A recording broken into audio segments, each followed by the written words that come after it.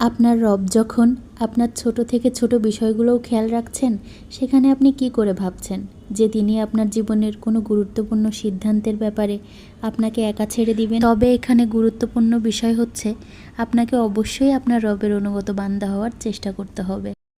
ছোট বড় সমস্ত গুনাহ থেকে নিজেকে বাঁচিয়ে রাখতে।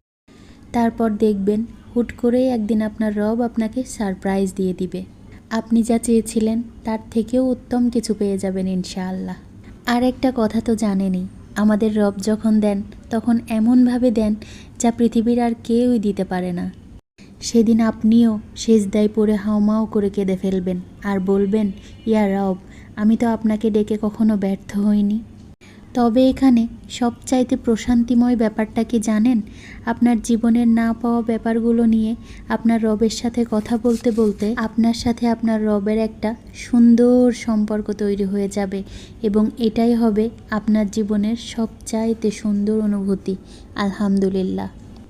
এতক্ষণ কথাগুলো কাকে বললাম জানেন? নিজেই নিজেকে বোঝালাম, কারণ নিজেই তো নিজের বন্ধু হতে শিখেছি। এখন না প্রতিপক্ষের বলা কথার তীরগুলো আমার শরীর স্পর্শ করলেও আমার মনকে স্পর্শ করতে পারে না। আপনাদের কাছে আমার একটাই অনুরোধ থাকবে, দয়া করে কারো জীবনের না পাওয়া বিষয়গুলোকে নিয়ে তাকে কখনো কথা শোনাতে যাবেন না।